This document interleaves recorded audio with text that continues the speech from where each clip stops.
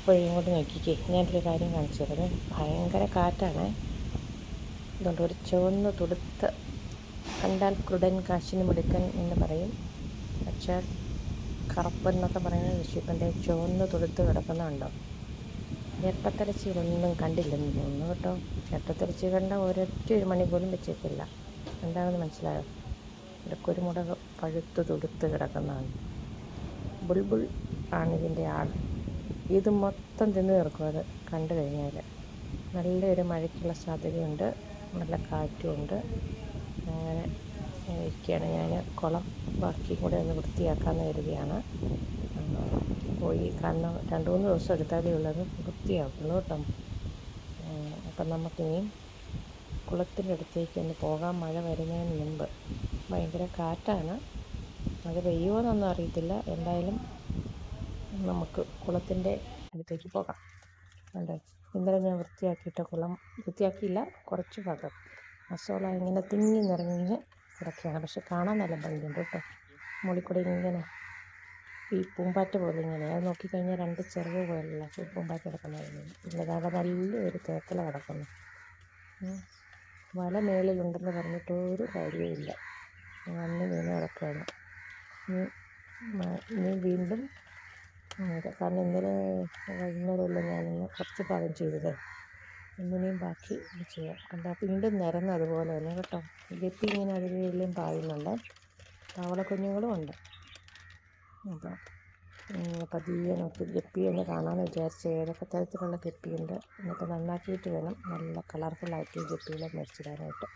ഞാൻ 2 മേടിച്ചിട്ടായിരുന്നു. 2-3 സൈസ് ഇട്ടിട്ടുണ്ട്. പക്ഷേ എല്ലാം ഒന്നും കാണുന്നില്ല. ഇതിന് തെളിച്ച് വരുമ്പോൾ കാണുമായിരിക്കും. കാരണം ഈ പായലിൻ്റെ അടിയിൽ കൂടെ ഇതൊക്കെ കിടക്കുമല്ലോ, എൻ്റെ വലിയ തേക്കല. അപ്പം തേക്കലകൾ ഇങ്ങനെ വീണ്ടും വീണ്ടും വീണ് മസാല കിടക്കുന്നതാണ് ഭയങ്കര രസമല്ലേ. അതിൻ്റെ കൂടെ വല്ല മറ്റേ പായലുണ്ട്, ഈ പച്ച പായലില്ലേ, കട്ടിയുള്ള വല പോലെ ഇരിക്കുന്ന പായൽ, അതുണ്ട്. എന്തെല്ലാം ജീവികളുണ്ടെന്നാണ്. ഇതുണ്ടോ ഒരു സാധനത്തിനെ കാണിക്കാവേ. എന്താണെന്ന് അറിയാമോ? കട്ടിട വാലുമാക്രി കേട്ടോ. ഇത് നിറച്ചുകൊണ്ട് ഇതിൻ്റെ അകത്ത് കേട്ടോ. വാലുമാക്രി നമ്മുടെ ഇക്കോസിസ്റ്റത്തിൻ്റെ ഏറ്റവും വലിയൊരു ഭാഗമാണ് വാലുമാക്രി, തവളക്കുഞ്ഞുങ്ങൾ. രസമില്ലേ കാണാനായിട്ട്? പക്ഷേ ഞാനിപ്പോൾ തിരിച്ചങ്ങോട്ട് തന്നെ വിടുന്നതല്ല, കുപ്പിക്കകത്തിടാൻ പോകാം കേട്ടോ. തവളയാണ്. അപ്പോൾ അങ്ങനെ നമുക്ക് നമ്മുടെ കുളം കുറച്ച് ഭാഗം കൂടെ വൃത്തിയാക്കാം. മഴ നല്ല ഇരുണ്ട് മൂടി വരുന്നുണ്ട്. കുറച്ചുകൂടി ഒന്ന് റെഡിയാക്കി നോക്കാം.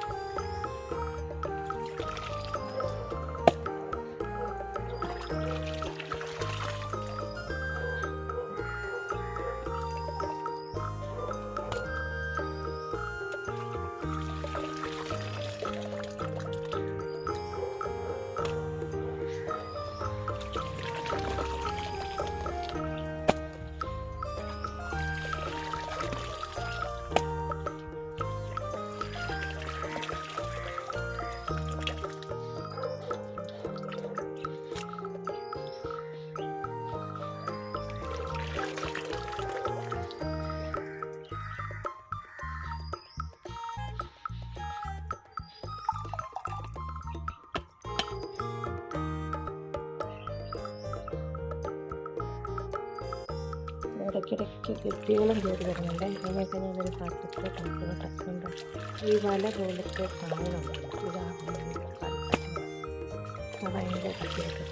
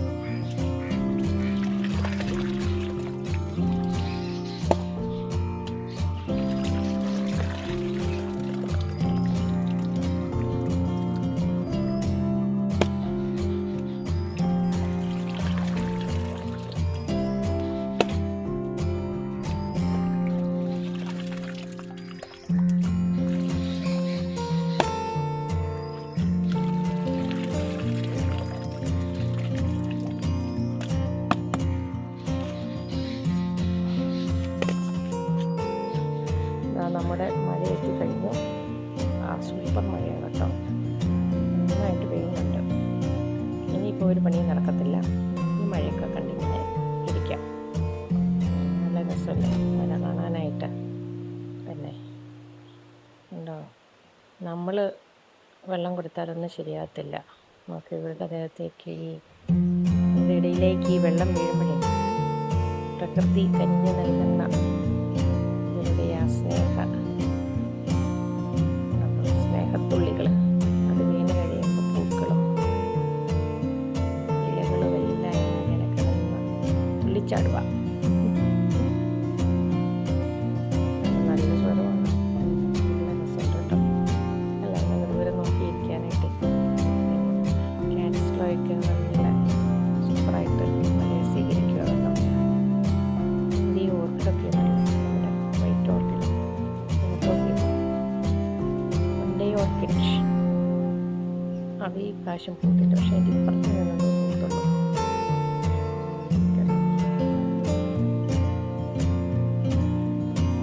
പ്രകൃതിയുടെ സന്തോഷമായിട്ടാണ് പ്ലാവും തേക്കും ചെടികളും എല്ലാത്തരം ചെടികളും